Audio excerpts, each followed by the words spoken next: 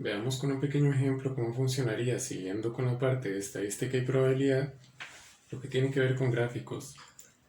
Los gráficos que se van a presentar en la prueba tienen una forma bastante definida y es gráficos como esta, similares a este, donde va a haber una serie de números horizontales y verticales. Ellos están asociados entre sí y lo único que va a variar es las variables, lo que sea que ahí se represente.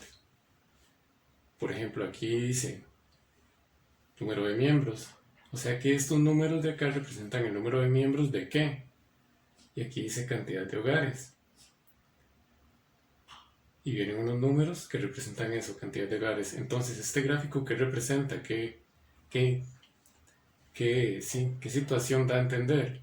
De que esta es la cantidad de hogares que tienen cierto número de miembros. Por ejemplo, hay 2 hogares que tienen 2 miembros.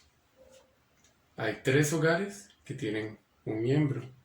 5 hogares que tienen 4 miembros. Y 6 hogares que tienen 7 que tienen 5 miembros. En ese sentido, ¿cómo sabe uno a estos números, digamos, a cada barra, o dependiendo del gráfico? No siempre van a ser barras, pero pueden ser puntos, lo que sea. Aquí lo estamos asociando, siempre le estamos asociando el valor hasta donde llega.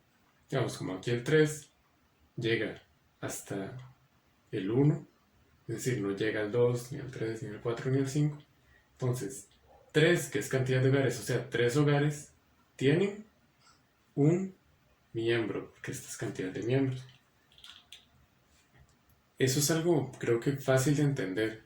De hecho, por eso solo vamos a ver un pequeño ejemplo antes de pasar a la práctica, porque en realidad siempre es algo muy similar. Aquí hay una pregunta que refleja bastante, incluso como una situación que se puede dar en el examen, que uno le ponga un gráfico y le pregunten algo así: ¿cuántos hogares tienen más de 4 miembros? Esta es la cantidad de miembros. Por ejemplo, aquí hay 5 hogares que tienen 4 miembros. Sin embargo, la pregunta es ¿cuántos tienen más de 4 miembros? Entonces tengo que ver quiénes tienen en cantidad de miembros más de 4. ¿Sí? 5, por ejemplo, hay 7 hogares por allá que tienen 5 miembros. La respuesta sería esa.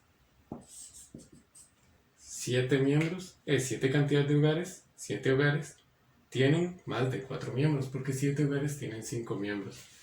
Las preguntas pueden variar mucho. Por ejemplo, a uno le podrían preguntar ¿cuántos hogares? Esta pregunta no está escrita ahí, pero nos puede llevar a entender otras situaciones. ¿Cuántos hogares tienen menos de 3 miembros? Por ejemplo, menos de 3 miembros, aquí hay 6 que tienen 3 miembros, pero me están preguntando cuántos tienen menos. Aquí hay 2 que tienen 2 miembros y 3 que tienen 1 miembro. Entonces, ¿cuántos hogares tendrían menos de 3? Si hay 2 y 3, porque 2 tienen 2 miembros y 3 tienen 1 miembro. Entonces hay 5 hogares que tienen menos de 3 miembros. Por ejemplo, a veces para responder esas preguntas se combinan o se suman estas cantidades, porque por ejemplo, yendo a ese mismo ejemplo, si yo pregunto cuántos hogares tienen menos de 3 miembros, y pueden tener 2 o 1. Por eso debo contar ambos. Eso hay que tenerlo en cuenta a la hora de responder las preguntas del examen. Básicamente, aquí lo principal es saber interpretar el gráfico, que es que a los números horizontales siempre vamos a asociar un número vertical, y el que va a estar asociado va a ser el que está justo, directo a él, al número me refiero. Esto vamos a verlo tal vez con unos ejemplos, a ver cómo se presenta en el examen y a ver cómo nos va con esto.